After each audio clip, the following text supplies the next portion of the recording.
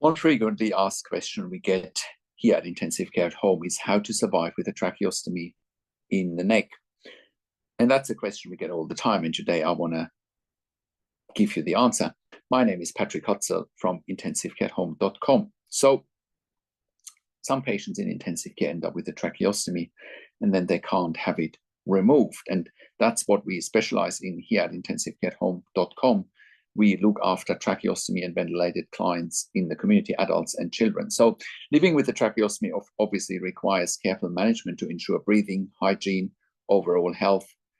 Here are some key tips and also some key strategies that we implement on a day-by-day basis, sending our critical care nurses into the home 24 hours a day for tracheostomy and ventilation. So number one, the tracheostomy tube needs to be clear, of course. Regular suction needs to happen to prevent mucus and sputum buildup.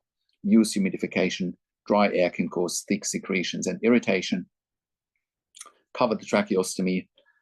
Use a filter, an HME filter. That is only if a patient can be off the ventilator. Only then can you use a HME filter to prevent dust and infection. The exception there is that when patients are ventilated, and if they are going out, if they are mobile, they're leaving their home, then they have an HME filter through the ventilator so that the air and oxygen are humidified, because otherwise secretions can dry up pretty quickly. Then you need to avoid water, of course. If water enters the tracheostomy, that could cause aspiration, right, and could cause an aspiration pneumonia. A tracheostomy stoma needs to be cleaned daily, ideally multiple times a day, at least twice a day, sometimes 3 times a day. And that can be done with a sterile dressing pack, sterile gauze, normal saline.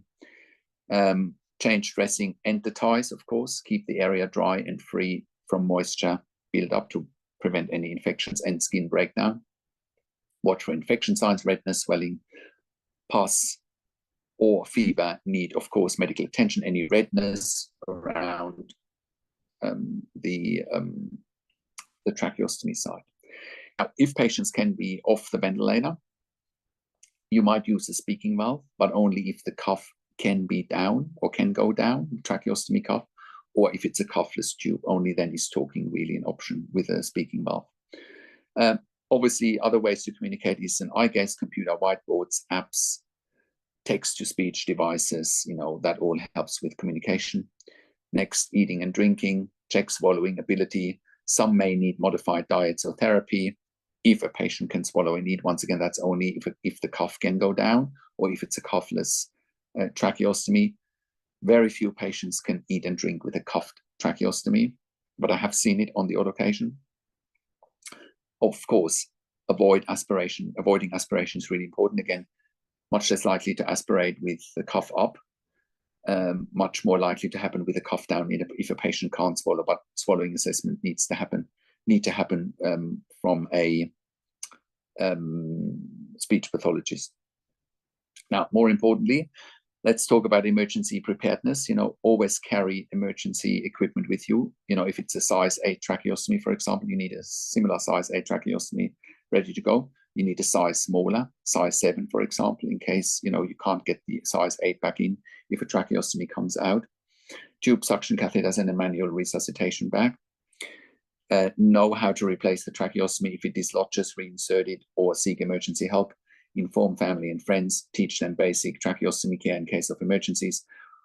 And, but you shouldn't teach family and friends because it's a critical care nursing skill, really. It is a critical care nursing skill. Do not teach families and friends. When you look on our website at intensivecareathome.com, you will see the mechanical home ventilation guidelines that are evidence-based, right? And if they're evidence-based, it says only critical care nurses with a minimum of 2 years critical care nursing experience can safely look after tracheostomy and ventilated clients in the community, adults and children. But it is important that, the critical care nurses, how to change a tracheostomy in an emergency, how to keep an unstable airway stable. That is really important, Of course, like I said, there need to be suction catheters, suction machines, extra oxygen, humidifiers.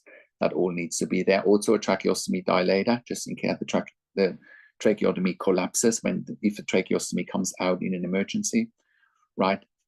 ampu-bag, face mask, comb-field dressing or tegaderm dressing to seal the tracheostomy so that someone can bag with a bag valve mask to maintain a stable airway. Now, also, what I haven't said, even with a tracheostomy in the neck, you can go out, again, with a team of critical care nurses like we do at Intensive Care at Home. All of our clients have community access, right? So they live their lives, they go shopping, they go to the movies, they visit their relatives, but that's when the HME filter is important. If someone is not ventilated, or if someone is ventilated, the HME filter needs to be in the circuit, right? It's also important that when patients go out or clients go out, take an emergency pack with you, spare tracheostomies, everything that I mentioned now, to be prepared for any potential emergencies, right?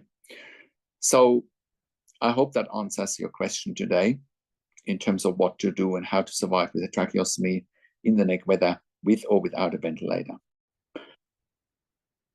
Now, with intensive care at home, we are currently sending our critical care nurses into the home 24 hours a day.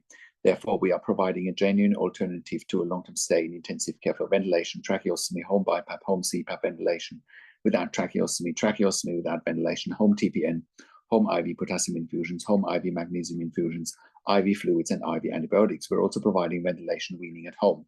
We're also providing central line management, peak line management, Hickman's line management, as well as portacath management at home. We're also providing nasogastric tube and PEG tube management at home, as well as palliative care services at home.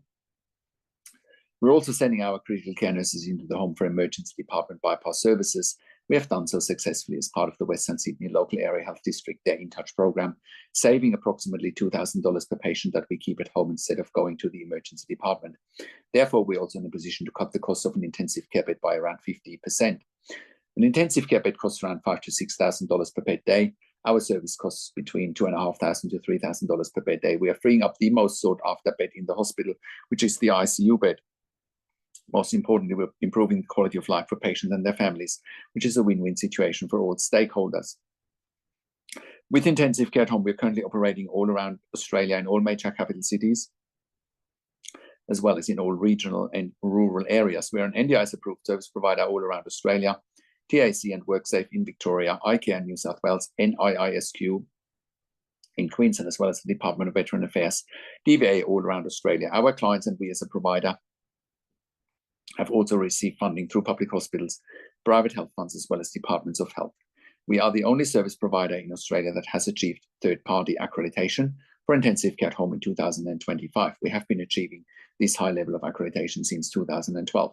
No other provider has achieved this high level of accreditation in the community and has created more intellectual property for intensive care at home nursing than we have.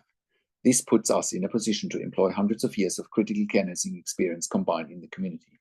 No other service provider in 2025 employs a higher skill level in the community than we do, which enables us to look after the highest acuity adults and children in the community in Australia safely. And if you're at home already and you're watching this and you realize you don't have the right level of support, or if you are stuck in an ICU long term, or if your family member is stuck in an ICU long term, I give you a very tangible example today. One of our first clients about 10 years ago, when we first got started, was a client who was at home initially on a ventilator with a tracheostomy with a support worker model 24/7. Of course, support workers cannot look after a client at home on a ventilator with a tracheostomy safely. That is like flying the airplane with the cabin crew instead of the pilot, because anyone on a ventilator with a tracheostomy is at very high risk of medical emergency or dying if they don't have a team of critical care nurses looking after them 24/7. This is evidence-based and it's documented in our mechanical home ventilation guidelines that you can find on our website. Think about it. In intensive care in a hospital, you wouldn't have support workers to look after a critical care patient on a ventilator with a tracheostomy. So why would anyone in their right mind do that in a home care environment in the community? So eventually this client found out about us. We were proving our concept with this client very fast. When we worked with the client, we sent him intensive care nurses 24 hours a day. He never ever went back into ICU ever again. And we were proving our concept there very fast. We can do the same for you if you're not safe at home, which includes the advocacy for funding that goes along with it. We have always successfully advocated for our clients, otherwise we would not be in business. The same is applicable for those stuck in ICU, similar to our case to to what you're looking for. Reach out to us, we'll make it happen for you as well. We can take you through the right steps. This is also why we're providing level 2 and level 3 NDIS support coordination. We have a team of NDIS support coordinators, and they have a wealth of knowledge. I've done an interview with Amanda Riches, one of our NDIS support coordinators, and we'll put a link to this interview with Amanda in the written version of this blog below the video. We're also providing TAC case management and WorkSafe case management in Victoria with Lucy McCodder. If you're an NDI support coordinator or a case manager from another organization watching this, and you're looking for nursing care for your participants, please reach out to us as well. If you're looking for funding for nursing care for your participants and you don't know how to go about it and want evidence to provide, I encourage you to reach out to us as well. We can help you with the right level of funding and with the right level of advocacy. We're also providing NDI specialist nursing assessments done by critical care nurses with a legal nurse consulting background.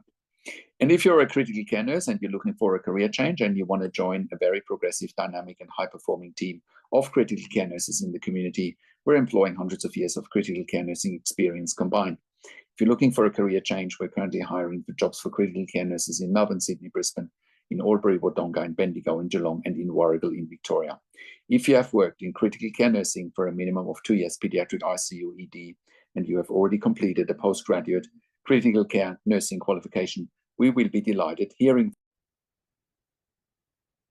I have a disclaimer because we are offering a tailor-made solution for our clients, which includes regular staff. Our clients do want the same staff coming on over and over again because they are so vulnerable and so special, and that's why we need regular staff. So if you're looking for agency work where you can come and go, this will not be the right fit for you.